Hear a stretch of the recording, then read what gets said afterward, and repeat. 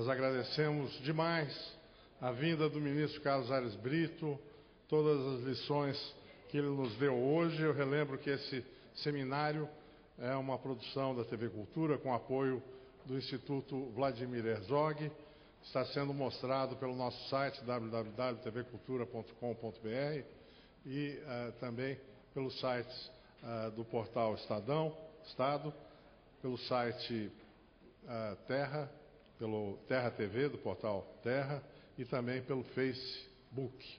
E vamos continuar com os nossos trabalhos. E eu chamo à nossa mesa o âncora Heródoto Barbeiro, que comandará uma discussão que segue a palestra do ministro Carlos Aires Brito, com personalidades que vão tratar também dessa pergunta que nós fizemos ao ministro e a todos. A legislação brasileira garante a liberdade de imprensa? É com você, Heródoto. Muito obrigado. Antes de você falar, me desculpa, Heródoto, me desculpa te interromper, só para informar os nossos internautas, as pessoas que estão nos acompanhando, que até às 19 horas teremos todas as palestras e debates aqui acontecidos em nosso site.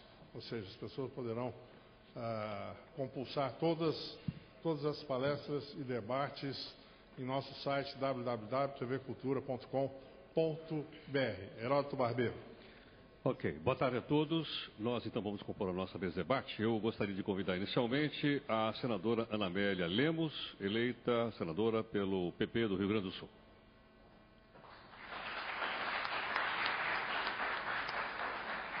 Quero convidar também o advogado Luiz Francisco de Carvalho Pinto, que é advogado criminal e articulista da Folha de São Paulo. Convido aqui o deputado Miro Teixeira. Heródoto, me desculpa, interrompê-lo novamente. Houve um equívoco. O doutor Luiz Francisco de Carvalho Filho. Carvalho Filho. Desculpa. Então eu corrijo aqui. Luiz Francisco de Carvalho Filho. Muito obrigado. Filho. Desculpa aqui a gato. O deputado Miro Teixeira, que é deputado federal do PDT do Rio de Janeiro. E também o juiz Rodrigo Colasso, juiz de direito, que é nosso convidado para participar da mesa.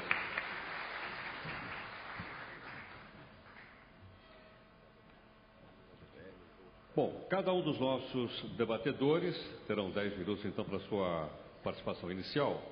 E eu gostaria então de passar a palavra pelos 10 minutos iniciais ao deputado Miro Teixeira. Boa tarde, obrigado pelo convite.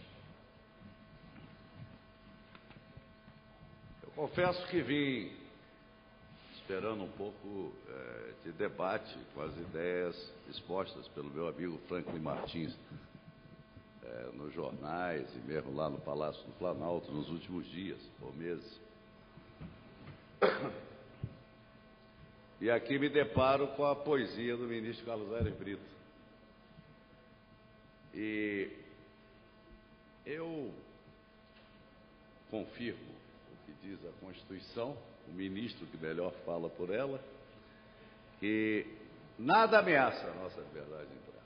Nada ameaça a nossa liberdade de imprensa.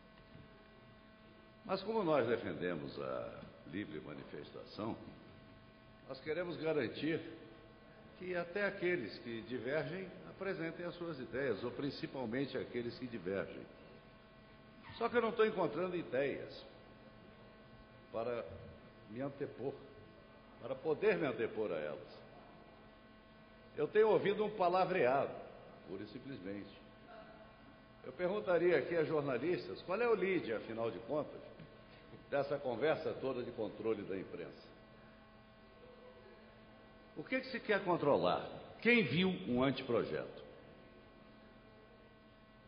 Quem já espremeu o conteúdo dessas falas todas por aí, para dizer que existe um projeto em elaboração, um anteprojeto em elaboração, e afinal de contas o que se pretende?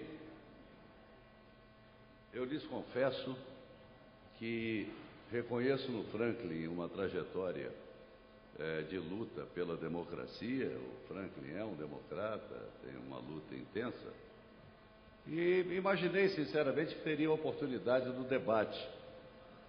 Eu gostaria de saber, afinal, o que pretendem aqueles que querem estabelecer marcos regulatórios para a mídia, como se fala, ou para a imprensa de um modo geral. Bom, tem aquela história do velho jornalista um jovem repórter que foi cobrir um casamento e voltou dizendo: não tem matéria porque a noiva faltou ao casamento, não é? Eu estou achando que nós estamos diante de uma história desse tipo aí. A noiva faltou porque não há conteúdo nessa discussão de controle de mídia. Não há possibilidade. Não há possibilidade. Nós somos um país que tem Constituição, leis, tribunais. Lamentavelmente, há juízes que não estão entendendo ainda, e não são todos, há juízes que não estão entendendo o conteúdo da decisão do Supremo Tribunal Federal, a ementa da DPF 130, muito clara. E para mim, embora seja menor em tamanho, ela é muito mais densa e mais profunda até do que a decisão da Suprema Corte americana, no caso Sullivan, New York Times versus Sullivan. É melhor a nossa decisão, que lá a Suprema Corte teve que buscar, não apenas na primeira e na 14ª emenda, mas buscar em diversas decisões a base de construção daquilo que é o grande referencial para a liberdade de imprensa nos Estados Unidos, e que foi o que permitiu que as indenizações não fossem usadas como um instrumento de intimidação e de censura da imprensa. Isso estava sendo usado para inibir o noticiário em torno da resistência do Martin Luther King a todas as ofensivas racistas que havia ali, especialmente no sul dos Estados Unidos. E aí um conjunto de intelectuais se reúne e paga uma página no New York Times descrevendo. E um comissário de polícia, o comissário Sullivan, daí vem o New York Times versus Sullivan, entra com uma ação de indenização e ganha $500 mil. Ganha $500 mil, a sentença foi confirmada pelo Tribunal Estadual e o New York Times vai à Suprema Corte. E a Suprema Corte produz, isso tudo ocorre em 1961, e a Suprema Corte decide em 1964.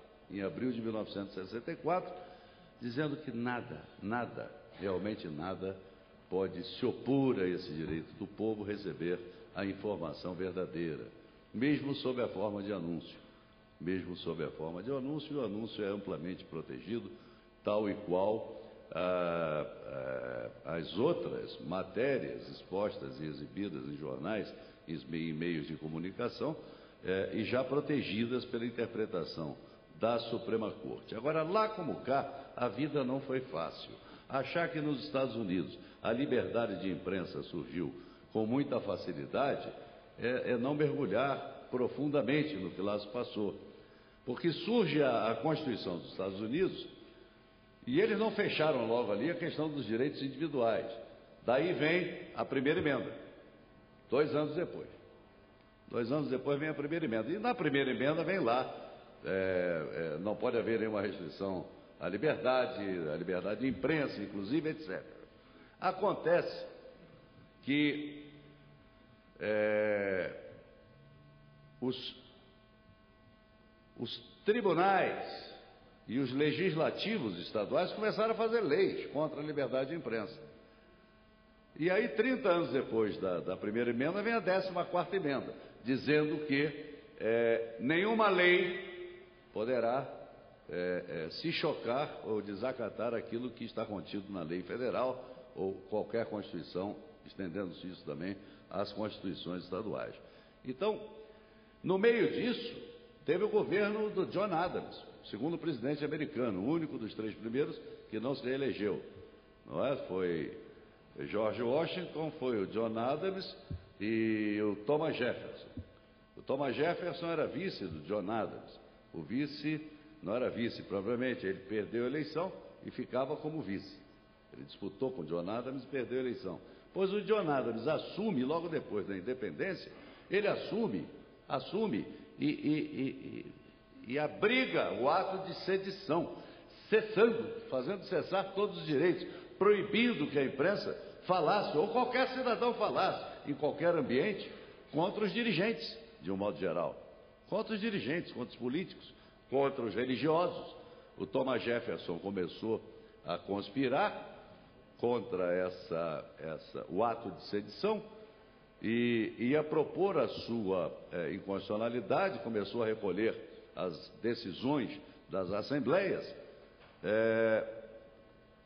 e aí vem a eleição, ele disputa e ganha, o John Adams. Ganha a eleição e revoga o ato de sedição, revoga absolutamente o ato de sedição. As lutas não foram simples. E o caso Sullivan, que passou a ser o grande referencial, é da agora, de 1964, historicamente muito recente, muito recente. Bom, nós temos decisão melhor, que está contida na ementa do acórdão da DPF, número 130, relator, o ministro Carlos Aires Brito. É mais claro, indicando, inclusive, de que parte da Constituição vem ali aquele direito. Vale a pena acessar o site do Supremo Tribunal Federal e ler, porque é uma peça que vai se tornar histórica. E essa corte será conhecida como a Corte Aires de Brito, pelo que ele tem produzido de votos, que são seguidos.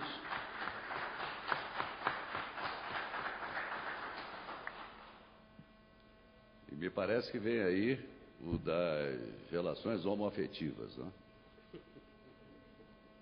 Parece que Vossa Excelência tem um para-raio nessa distribuição, que todos os temas que envolvem alguma espécie de polêmica acabam sendo distribuídos para o senhor, e para a alegria da sociedade, que sabe sempre que daí vem a interpretação mais cidadã. Mas, bom, aí nós chegamos a essa... Eu estou fazendo uma digressão para mostrar o seguinte: o que é que nós estamos discutindo? Que história é essa de controlar a imprensa, controlar pensamento, impedir a manifestação artística, cultural, científica, religiosa? O quê? O que está se pretendendo, afinal de contas? Ninguém anuncia isso. Quem está patrocinando e para quê? Então eu vejo o meu amigo Franklin dizer: não, mas nós vamos fazer, nem que seja na marra. Nós quem, cara pálida? Como? Como nós? A presidente Dilma disse que se vai encaminhar alguma coisa ao Congresso? Eu não vi. Então é preciso definir. É preciso definir. E repito, estou falando de uma boa pessoa. O Franklin é boa pessoa. Mas eu acho que está mergulhado no equívoco, que de repente seria bom um debate mesmo, como eu presumi que aqui poderíamos ter. Eu fico alerta, não é em relação ao modo convencional de se olhar a imprensa, não. Eu fico alerta em relação a outra coisa, a internet. Porque está rolando no mundo, está rolando nos Estados Unidos, inclusive, um conjunto de tentativas de controlar a internet. Está vindo, bom, não preciso falar da China, a Europa, nesse caso, está com posições melhores, mais avançadas. Quer dizer, nos Estados Unidos também há uma pressão no sentido de maior acesso a documentos e às informações. Mas a internet está... As chamadas autoridades, que tudo isso parte de autoridades, não é? As autoridades não querem ser fiscalizadas. As autoridades não querem ser controladas. Todo mundo vai voluntariamente, ou para uma eleição, ou para um concurso público, ou voluntariamente aceita ser nomeado para algum cargo e se torna um agente público para representar o povo. Bom, mas lá chegando, quer se defender com direitos da personalidade. Quando o jornal, a televisão, a estação de rádio fala do desempenho ou da conduta no ambiente público, de estar violando a minha intimidade, não há intimidade no exercício da função pública a preservar. No exercício, pelos atos praticados no desempenho. Não há que se falar em privacidade, em intimidade. O que não quer dizer que a pessoa não tenha a sua vida particular, não tenha direito à sua intimidade. Isso é uma história. Mas a notícia, a imprensa, a informação, isto aí não gira em torno da fofoca. Não interessa a ninguém saber o que o outro está fazendo a essa hora, em que lugar. O que interessa é saber dos agentes públicos ou daqueles que têm alguma atividade, mesmo que privada, com repercussão na vida pública.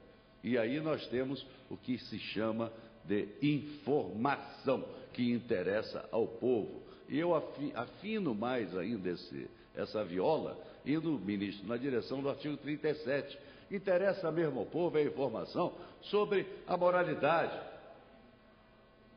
sobre a transparência no serviço público, sobre a impessoalidade, a eficiência. É isso que interessa. Agora, toda restrição é exatamente para impedir esse tipo de fiscalização. O ideal é que o povo pudesse fiscalizar, mas é impossível. Então a imprensa fiscaliza pelo povo. A última coisa que eu ouvi aí foi contra a lei que é o Código Brasileiro de Telecomunicações, dizendo que ele é de 1962, consequentemente está muito antigo, não é? Eu acho que a antiguidade não se mede por aí. Eu acho que aí, se tivesse que discutir com o governo, eu mostraria o decreto-lei de 1943, que serve para arrecadar impostos, e o governo não considera antigo. Muito obrigado. Passa a palavra agora, com a palavra agora o advogado Luiz Francisco de Carvalho. Boa tarde a todos, queria agradecer o convite. Eu vou começar da mesma maneira que o deputado Miro Teixeira. Eu vim ontem de manhã para assistir à palestra do ministro Franklin Martins e saí daqui absolutamente perplexo com duas coisas. Em primeiro lugar, falou e não apresentou uma única proposta sobre nada. Não existe um projeto, pelo menos que a gente saiba. Jura que não vai mexer no conteúdo, mas ao responder uma pergunta ele vê como bom o modelo português, e cá entre nós eu acho que nós temos modelos melhores a seguir, em vez de ser um imenso Portugal, voltar a ser um imenso Portugal. E ele não disse nenhuma, não deixou transparecer nenhuma das ideias que deveriam ser debatidas. Falou em produção regional, não sabemos se ele é contra as novelas da Globo, se eles acham que a novela tem que ser produzida em outros lugares, etc. E em relação a conteúdo, jurou que não iria interferir. O segundo motivo da perplexidade minha foi a de sustentar aqui, diante de nós, que o governo é protetor da liberdade de imprensa. Não existe governo protetor da liberdade de imprensa. Não é a função do governo. A função do governo é governar e a função da imprensa é vigiar sempre, sim. Como disse o deputado, tem a função da imprensa é fiscalizar a ação dos homens públicos e eles não gostam disso. Eles gostam de elogio. Não é esse governo, não é o governo anterior, o anterior. Isso é da essência dos governantes. Não é à toa que, por exemplo, hoje sai uma pequena nota do BOP protestando contra a cobertura da Globo. Por quê? Porque a cobertura da Globo impede a prática de barbaridades. Se a polícia do Rio de Janeiro matar 3x4, atingir civis, aquilo está sendo observado. E é isso que incomoda. Impedir a possibilidade da prática de erros de execução na repressão daquilo. É por isso que o BOP protesta contra aquilo que seria um desserviço ao Brasil, revelar exatamente aquilo que está acontecendo. E eu gostaria de lembrar que esse mesmo governo apresentado pelo pelo ministro Franklin como protetor da liberdade de imprensa, tentou expulsar o correspondente do New York Times, caçando o seu visto de trabalho porque produziu uma reportagem que não interessava ao governo, e o mesmo governo que apresentou um projeto de lei encaminhado formalmente ao Congresso, criando o Conselho Federal do Jornalismo, que teria como objetivo, entre aspas, orientar, fiscalizar e disciplinar a atividade jornalística no Brasil. Evidentemente não conseguiu expulsar o jornalista e, evidentemente, esse projeto de lei foi arquivado. Eu digo isso e a inspiração do ex-ministro Gushken era que o Brasil não tolerava mais o denuncismo e o negativismo da imprensa brasileira. Esse era o propósito de se criar esse Conselho Federal de Jornalismo. As duas ideias morreram e eu começo a dizer que não morreram à toa. Não morreram à toa justamente porque a liberdade de imprensa não corre riscos no Brasil. Pode ter problemas episódicos, como disse o ministro, nós vivemos um momento de transição. Eu confesso aos senhores que a minha primeira reação à decisão do Supremo foi de um certo ceticismo, porque deixava, ao revogar a lei de imprensa na sua totalidade, questões importantes ficaram sem disciplina, como o direito de resposta, por exemplo. Mas imagino que esse período de transição irá construir, nós temos uma doutrina, infelizmente bem estabelecida no Supremo Tribunal Federal, e em questão de anos essas coisas serão resolvidas. A questão da censura judicial preocupa na medida em que o Brasil é um país bastante desigual, não preciso dizer isso aos senhores. Então, de repente, existe uma decisão em Tocantins que proíbe a todos os jornais do Brasil que publiquem notícias desfavoráveis ao governador. Isso dura pouco, mas é uma tentativa. E há várias decisões judiciais impedindo a publicação de reportagens que supostamente envolveria temas que prejudicariam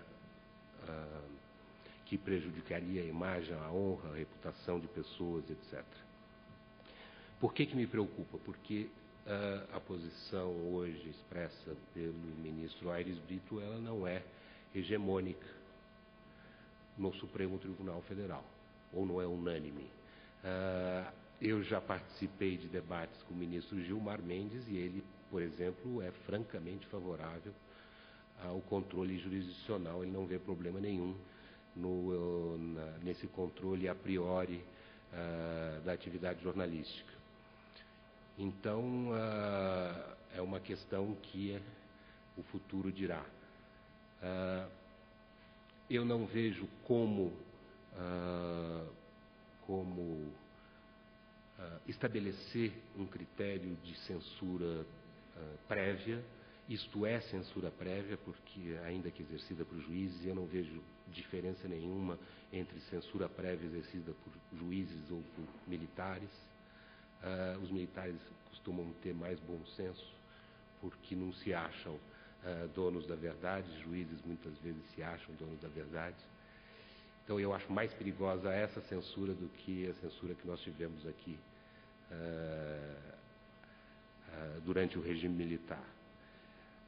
Agora, caberá ao Supremo, infelizmente, esses processos, até chegar lá,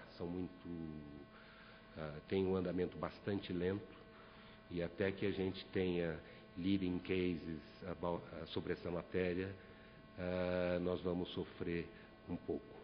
Eu termino aqui essa primeira parte e estou à disposição depois para perguntas. Muito obrigado. Ok, muito obrigado. Com a pedido da senadora, ela vai falar por último, então passo a palavra agora para o juiz Rodrigo Colasso.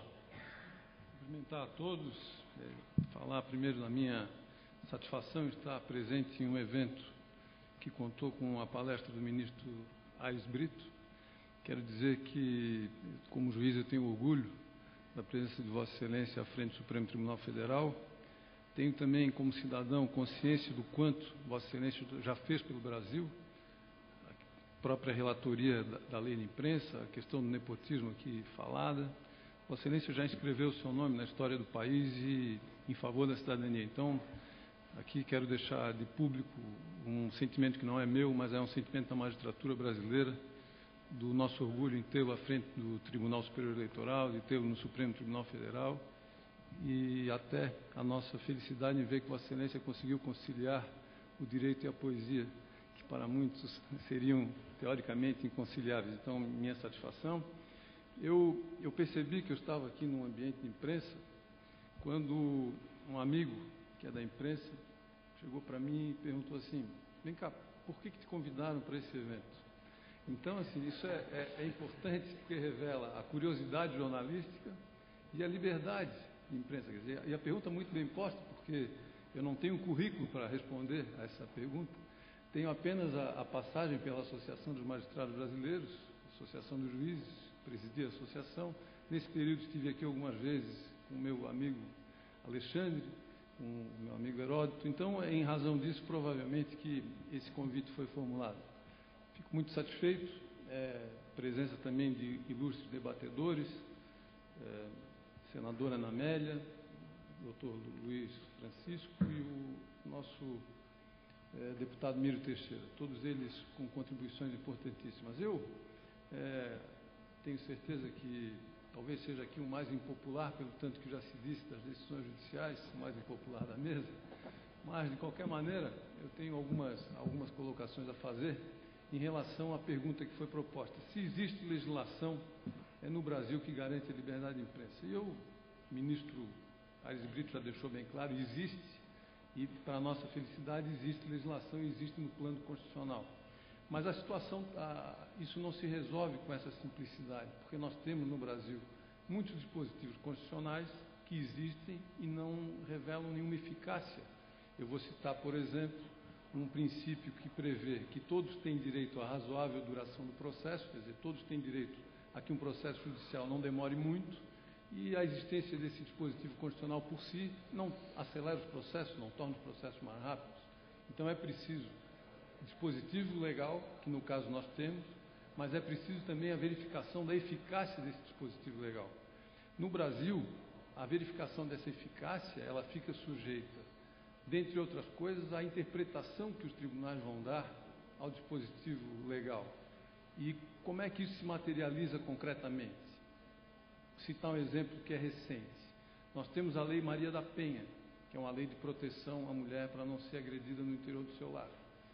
Essa é uma lei que tem o mesmo sentido, ela devia ter a mesma aplicação em todo o território nacional, mas nós conhecemos recentemente um colega de Sete Lagoas, o juiz de Sete Lagoas de Minas Gerais, que disse o seguinte: a mulher é o mal da humanidade, e ele acabou sendo, inclusive, afastado da função. A mulher é o mal da humanidade, essa lei veio consagrar esse mal, e eu não vou aplicar a Lei Maria da Penha aqui no município de Sete Lagoas. Então, vejam, existe um dispositivo legal que prevê a proteção das mulheres, mas que em Sete Lagoas não incide por conta de uma interpretação judicial evidentemente deformada. Então nós temos que ver, primeiro, se há dispositivo, e no nosso caso há, segundo, se esse dispositivo tem eficácia. E nesse ponto, eu quero dizer que eu, talvez ao contrário de alguns, eu sou otimista e fiquei muito mais otimista em relação a isso, a partir da decisão do Supremo Tribunal Federal. Por quê? Porque o Supremo Tribunal Federal, ao decidir que a lei de imprensa estava absolutamente revogada, e eu vou só explicar um outro detalhe importante, que às vezes as pessoas não são da área jurídica, não sabem. Nós temos no Brasil duas possibilidades de afastar leis que são incompatíveis com a Constituição. Nós temos a possibilidade desse afastamento se dar por decisão dos juízes, nós temos 15 mil juízes no Brasil, e cada um desses juízes pode dizer: eu não aplico essa lei porque essa lei é inconstitucional. Só que temos uma circunstância: quando o juiz, um dos 15 mil juízes, diz isso, ele não tira a lei do nosso ordenamento jurídico, ela continua existindo, e ela essa decisão só vale para o caso concreto. Então o juiz pode dizer, numa ação envolvendo uma parte em um jornal, por exemplo, alguém que quisesse impedir a publicação de uma matéria, ele vai dizer, olha, eu não vou impedir a publicação dessa matéria porque a Constituição não recepcionou a lei, eu considero a lei de imprensa inconstitucional, então eu afasto a aplicação desse caso à lei de imprensa porque eu considero inconstitucional. Só que a lei continua valendo, um juiz que tem um gabinete ao lado do dele pode considerar a lei constitucional, pode proibir a matéria. A decisão do juiz, ela não retira a eficácia normativa da lei. Agora, quando nós temos o controle concentrado da constitucionalidade, que é o controle exercido pelo Supremo, que no nosso país é o tribunal responsável por dizer o que é e o que não é inconstitucional, quando nós temos essa decisão proferida pelo Supremo, aquela decisão ela não serve especificamente para o caso em que foi proferida. Ela é uma decisão que afasta do nosso mundo jurídico por completo a legislação. Quer dizer, a partir do instante que o Supremo Tribunal Federal disse que a lei de imprensa ela é totalmente incompatível com a Constituição, essa lei desapareceu. Ela não pode mais ser aplicada por nenhum juiz do país. E aí que está a minha convicção de que nós temos lei que impede, censura a liberdade de imprensa, e nós temos mais, nós temos, na minha visão, a partir daquele julgamento do Supremo, apesar eventualmente da vontade de alguns que falam em projeto de lei de controle da mídia, eu vejo naquela decisão do Supremo a fixação de pontos muito claros de eventual inconstitucionalidade de lei que venha, de algum modo, afetar a liberdade de expressão. Porque a opção do Supremo ela foi tão forte, ela foi tão clara, ela foi tão radical a favor da liberdade de imprensa, que eu não vejo a menor possibilidade de qualquer iniciativa legal e legislativa no Brasil que, submetida ao controle de constitucionalidade pelo Supremo, não seja também afastada do mundo jurídico. Do ponto de vista da liberdade de expressão, não ficou o menor espaço, eu digo isso, e conheço também a posição do ministro Gilmar Mendes, que ficou... eu acho até que a posição do ministro Gilmar Mendes, ela é mais no sentido de que é papel do judiciário fixar indenizações para eventualmente um mau uso de imprensa, mas vamos admitir que ele tem uma visão mais restritiva, mas o Supremo Tribunal Federal, de qualquer modo, pela sua imensa maioria dos seus membros, fixou regras que eu tenho como absolutamente claras que garantem hoje e amanhã a liberdade de imprensa no Brasil. Não vejo sobre esse aspecto nenhuma possibilidade de um projeto que venha, por exemplo, remetido pelo ministro Franklin Martins, que venha atingir a liberdade de expressão. Então eu trago essa visão positiva, já recebi o aviso do encerramento do tempo e fico aqui eventualmente para responder algumas questões que eu acho importante esclarecer a respeito do papel do judiciário e liberdade de imprensa. Eu vejo o judiciário hoje muito mais garantidor da liberdade de imprensa e episodicamente e pontualmente obstruindo essa liberdade de imprensa. Mas aí ficaremos para discutir eventualmente para frente. Muito obrigado.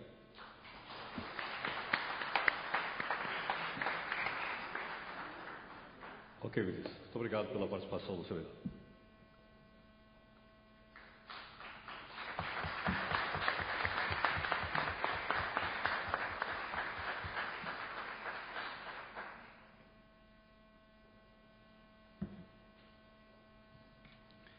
Eu passo a palavra agora para a senadora Ana Amélia. Muito obrigada, Heródoto. Obrigada a participação do nosso querido Miro Teixeira, do Luiz Francisco e do Rodrigo Colasso. E queria agradecer especialmente ao Alexandre Machado pelo gentil convite que me fez para estar aqui hoje, neste encontro tão importante. Depois de 40 anos na área da comunicação, comunicadora multimídia, de um dos grandes veículos do Rio Grande do Sul, eu decidi ser protagonista também da área política, essa que o Miro faz com tanta competência.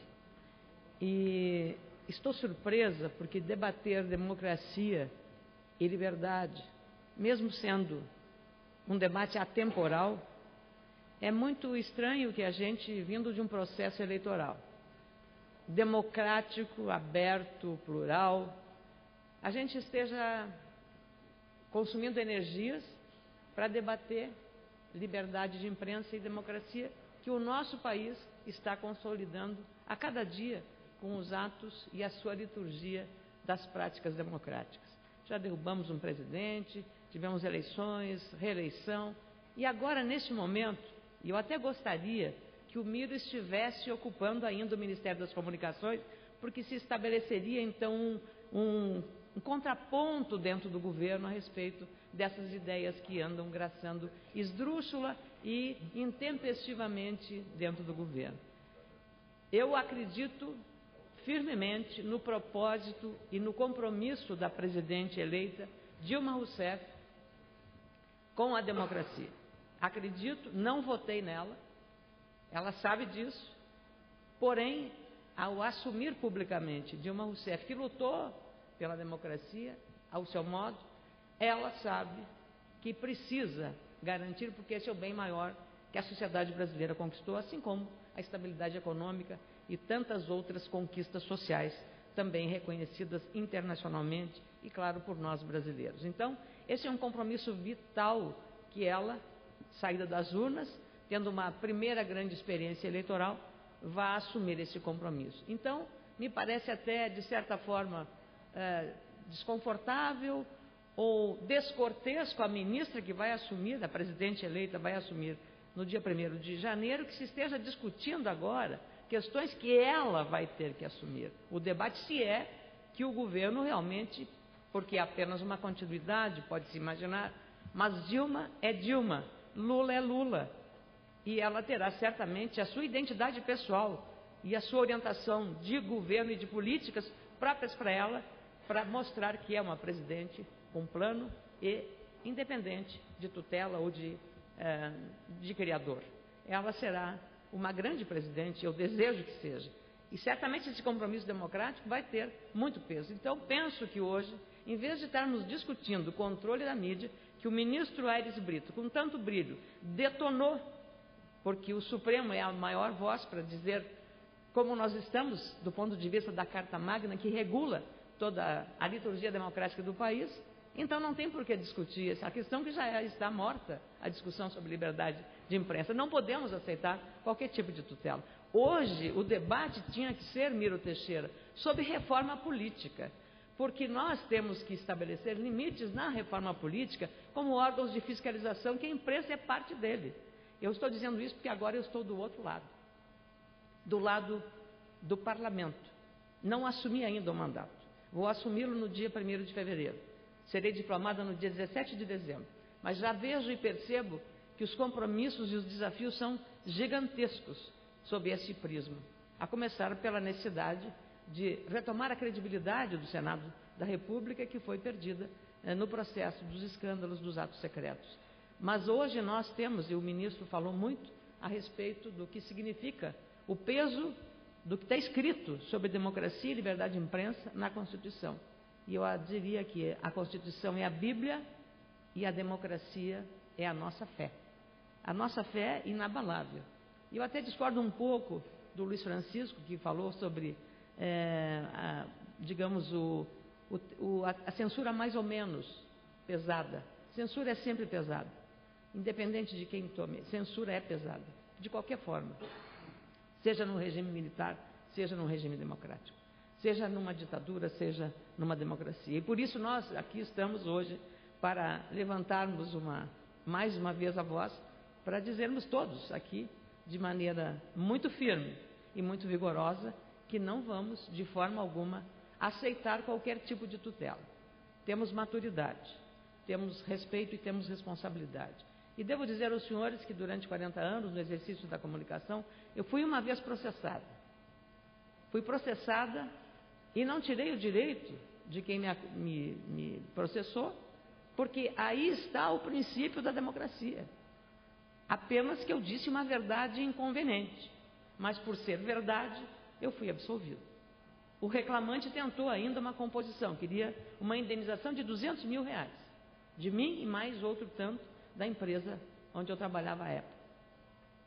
E ele, no final do julgamento, pediu um acordo que eu doasse 100 cestas básicas para uma comunidade carente. Eu darei 1.000 ou 1.000 cestas básicas, mas não faço acordo. Ao fazer um acordo, eu estaria admitindo alguma parcela de responsabilidade. Mas eu tinha dito na TV, na televisão, uma verdade inconveniente, mas era uma verdade. E eu fui absolvida pela Justiça do meu Estado. Então, o que nós precisamos na Justiça, querer dela, é mais qualidade, mais rapidez e mais compromisso. Evitar as deformações, como bem falou o doutor Rodrigo, a respeito do juiz de Sete Lagoas, ou a demora, nesse caso, aqui em São Paulo. Por que não? Para as partes isso é importante, a rapidez da justiça. Para as partes é importante, seja para o reclamante, seja para o reclamado. Então é este regime democrático e Estado de Direito que nós devemos defender e valorizar. E jamais admitir ou aceitar qualquer tipo de tutela em relação à mídia. Claro, hoje de manhã o ex-presidente Fernando Henrique Cardoso disse coisas que também a mim, como parlamentar iniciante, me preocupam, porque se estabeleceu uma discussão, uma hora é controle social da mídia, é a palavra, outra hora é a regulamentação das novas mídias. São coisas completamente diferentes, completamente diferentes. Controle social da mídia é absoluto tutela do Estado ou de quem quer que seja sobre conteúdos de imprensa. Regulamentação de novas mídias se refere à banda larga, à internet, a toda a MMDS e todas essas parafernálias eletrônicas novas que nós temos que exatamente dar um marco legal sobre isso. Mas quem tem que dizer são os agentes que fazem. Como a imprensa, e eu termino, meu querido Heródoto, que lhe admiro também, como admiro o nosso querido Paulo Caruso, e o Chico, é dizer o seguinte: nós não podemos ficar aguardando que os donos do poder nos determinem atitudes e comportamento. Por isso nós temos a responsabilidade, nós, jornalistas, perante a sociedade brasileira, de assumirmos a nossa categoria, uma discussão interna sobre quais os limites. Assim como nós temos na redação o nosso manual de redação, nós temos que ter, nós jornalistas, definidos por nós como instituição, um código de conduta, exatamente para que nós mostremos à sociedade que nós temos compromisso com a responsabilidade, com a verdade e, sobretudo, com esse bem maior, que é a liberdade e a democracia. Responsabilidade, sobretudo, para garanti-la. É a forma que eu vejo essa questão. Muito obrigada a todos. Muito obrigado, senadora. Deputado Emílio Teixeira, a senadora disse aqui que o debate é atemporal. O debate que o debate é atemporal e que, ao invés de nós estarmos debatendo essas ameaças sobre liberdade de imprensa, nós deveríamos estar debatendo agora reforma política. Eu quero saber se o senhor concorda. Bom, eu debati reforma política 2 dias lá no Conselho Federal da Ordem dos Advogados do Brasil semana passada. Quer dizer, o painel durou 2 dias, eu fiquei algumas horas, aliás, o ministro Carlos Aires Brito estava lá também. Sempre que a gente ouve falar de reforma política, normalmente ouve falar apenas do sistema eleitoral de deputados. Isso não é reforma política, não. E aí, para substituir um sistema proporcional, propõe outro sistema proporcional, que é o voto em lista. Propõe outro sistema proporcional pior que o atual, porque tira o voto direto do povo. O Brasil precisa de uma reforma política, no meu ponto de vista, precisa. Reforma política mesmo. Acabar com o poder do presidente da República, administrar o orçamento autorizativo, tem que ser impositivo, obrigar o Congresso Nacional a examinar os vetos. Isto é vergonhoso o que está se passando, é a submissão absoluta do Poder Legislativo ao Executivo. Agora, em março de 2011, tem um veto que vai fazer 10 anos, que está lá pronto para ser votado e não é votado. Esse poder de não fazer, são 700 e tantos vetos já lidos e outros 700 esperando para ser lidos. Então, há uma farsa da independência dos poderes. O que acontece é que agora vamos bater um pouco no jornalismo. O nosso jornalismo está cheio de bom mocismo. está cheio de bom mocismo. Se você endurece um pouco a linguagem, falando do presidente da República ou do Congresso, bom, aí a matéria não vai. É muito interessante, porque isto aí é uma censura que começa a existir, é uma autocensura, a partir das intimidações. E que eu buscaria falar aqui, você é um historiador, pode nos falar aqui do momento em que surgem os índices de livros, e agora está se conferindo ali quantos livros afinal foram apreendidos. Pouquíssimos, pouquíssimos, porque todo mundo começou a se patrulhar e a dizer, vender esse livro não, vender esse livro não. Agora, em compensação, a sabedoria popular resolveu a questão ali, porque há o registro na Inquisição dos saques feitos a navios para retirar as caixas de livros. Mentira, era saque coisa nenhuma. O pessoal entrava, pegava os livros e aí se lançava um auto de que o navio foi saqueado. Bom, melhores aqueles que permitiam ao povo ter acesso objetivo direto às coisas, contrariando até a Inquisição, a esses nossos colegas que querem o bom mocismo na linguagem. Esse bom mocismo pode levar a sério de sabores. E eu vou aqui lhe fazer uma afirmação.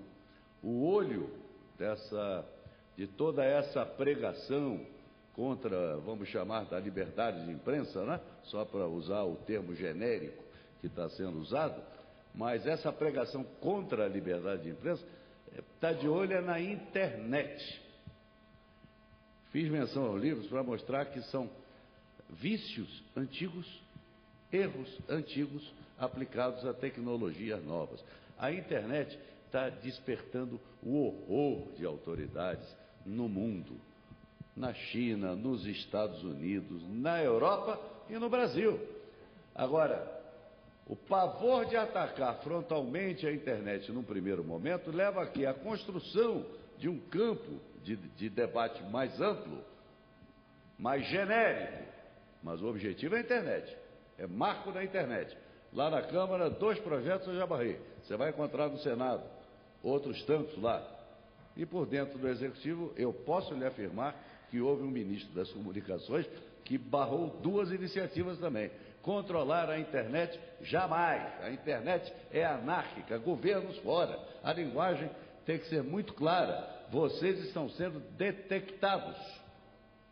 Vocês estão sendo detectados. Vocês querem atingir esse direito do cidadão, denunciar o que se passa verdadeiramente nesse país rico, onde sobra dinheiro para tudo, onde novos impostos ficam sendo inventados pela má administração, e que é difícil dizer que existem tantos ladrões públicos, porque a gente diz isso, mas não sai na imprensa. Agora eu comecei a dizer por petição. Ontem protocolei uma na Procuradoria-Geral da República.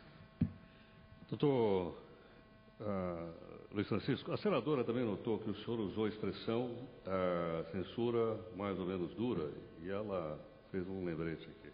O senhor pode explicar melhor essa questão da censura mais ou menos dura? Eu quis fazer... qualquer modalidade de censura é horrorosa. Eu só quis dizer o seguinte: eu tenho mais medo da censura judicial do que a censura exercida durante o regime militar, por uma razão muito simples. A censura exercida por juízes, ela tem a áurea da legitimidade. Ela transmite a imagem a quem lê e fala assim, bom, se um juiz fez isso é porque aquilo deveria ser efetivamente proibido.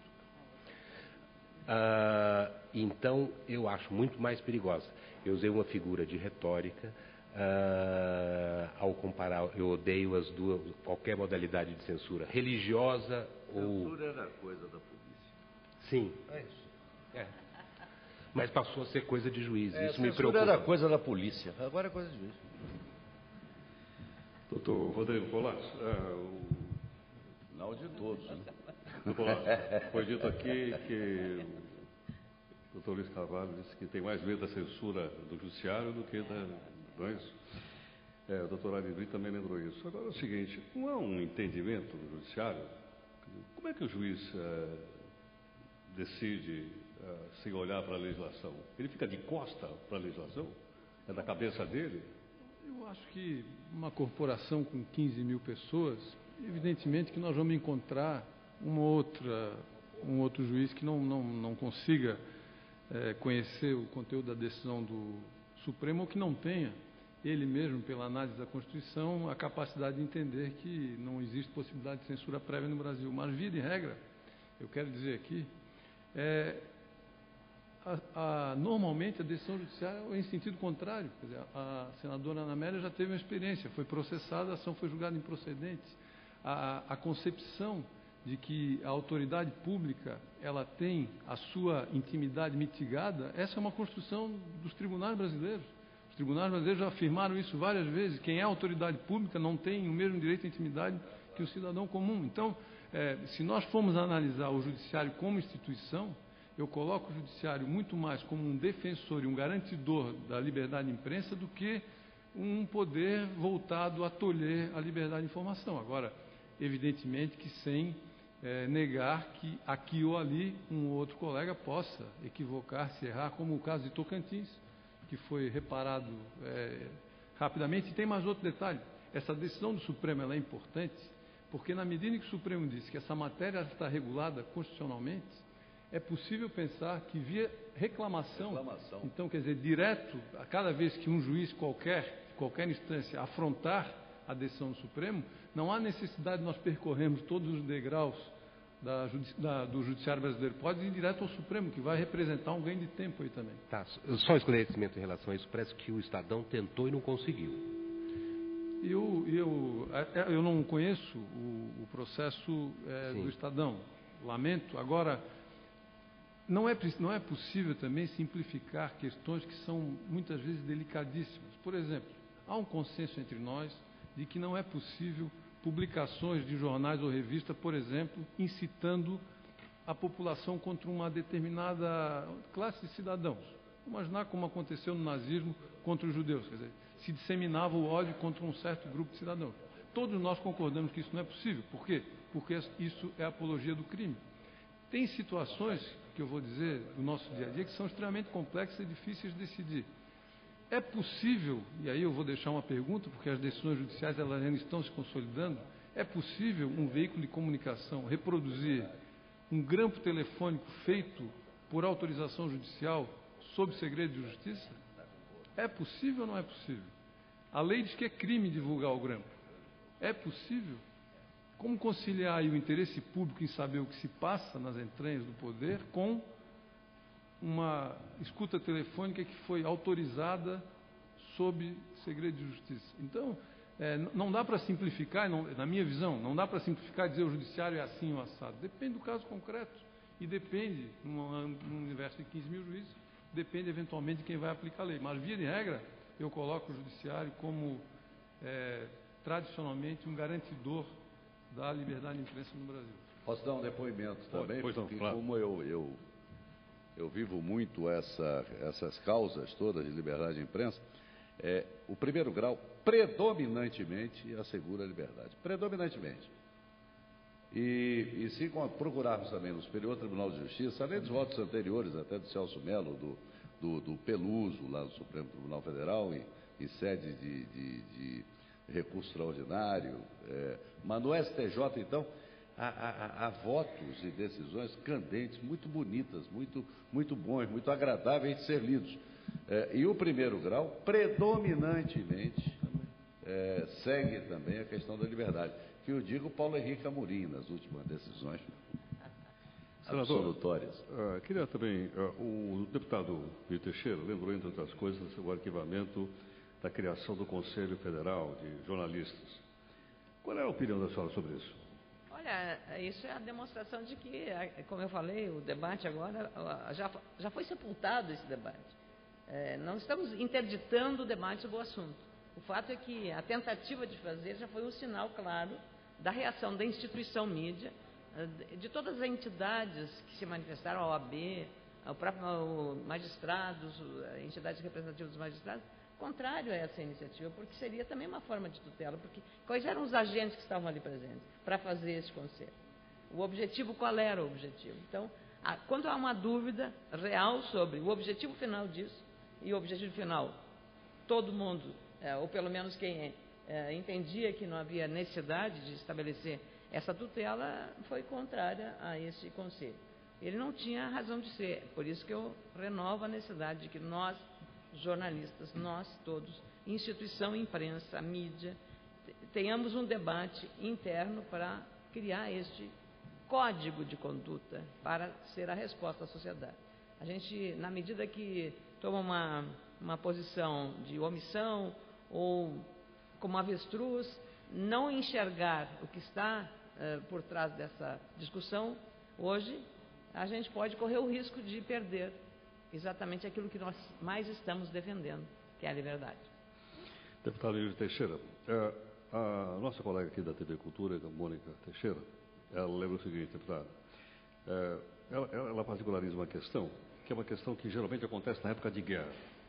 Quando tem uma guerra, então, a despeito da guerra, e inclusive dessas recentes, da guerra do Golfo, etc., proíbe-se a divulgação de determinadas notícias, né? Porque isso é interesse da guerra, etc. E ela lembra o caso aqui, em 1988, do governo de Margaret Thatcher, na Inglaterra, que proibiu qualquer divulgação de atos de terror do IRA, porque se fazia uma suposta propaganda do caso, né? Aí ele pergunta assim, será o caso, ou seria o caso, e é uma provocação agora, de fazer o mesmo com o tráfico do Rio de Janeiro, a gente não mostrar as imagens que é para não incentivar? Tem algumas coisas interessantes no jornalismo. 1945, guerra terminando ali, e aí o alto comando aliado chamou ali um grupo pequeno de jornalistas para uma conversa dizendo: os alemães se renderam, a guerra acabou, agora vocês não podem divulgar isso por 2 dias. Eles queriam acabar com a guerra em off.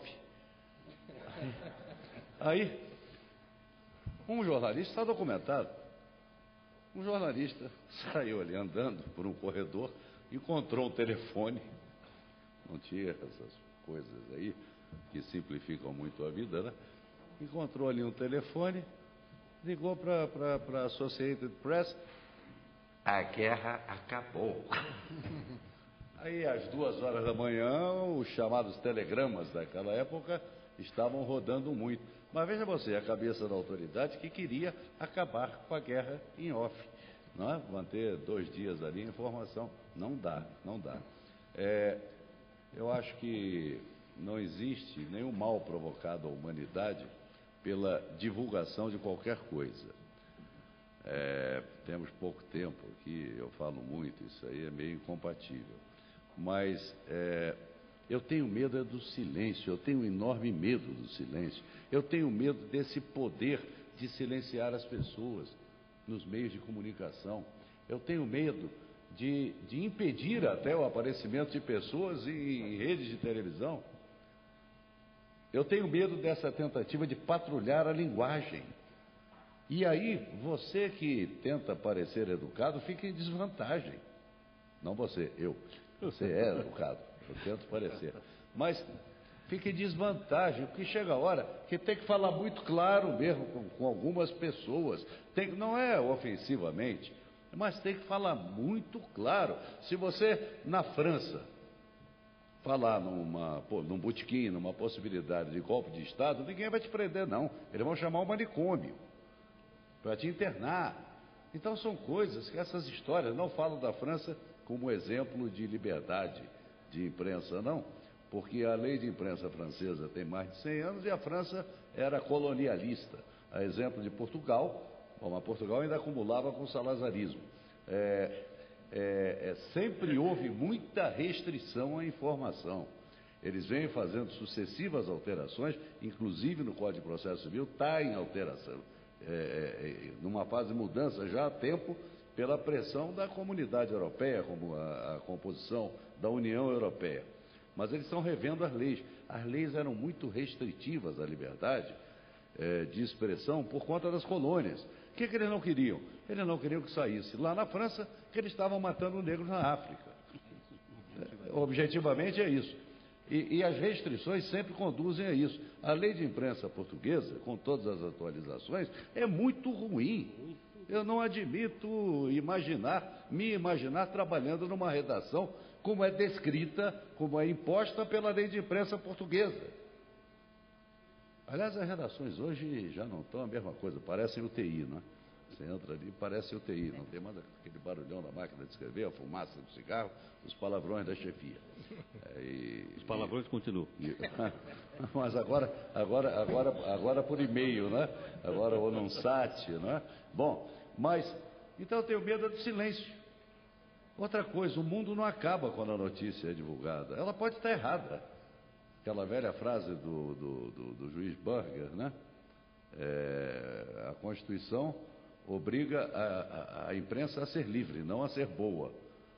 Parece também que ele nunca mais fez uma outra coisa lá na corte. Ele só fez essa e basta. Mas obriga a ser livre, não a ser boa. Por quê? Porque também existe o dia seguinte, e quem tem mandato, ou quem é autoridade do judiciário ou do executivo, sempre pode convocar uma entrevista coletiva. A facilidade de desqualificar uma notícia é enorme para quem é autoridade. A tentativa mesmo é de silenciar a imprensa. Essa é a tentativa feita sistematicamente no Brasil. Mas tem esse outro lado que eu queria alertar muito. É preciso olhar esse padrão de autocensura que está levando a imprensa a silenciar sobre fatos muito relevantes. Em relação ao Rio de Janeiro, eu deploro todos aqueles acidentes, acho que a imprensa está cobrindo só o que está se passando mesmo e não está procurando refletir também como é que se chegou a isso. Por que as autoridades estão se aplicando só reativamente?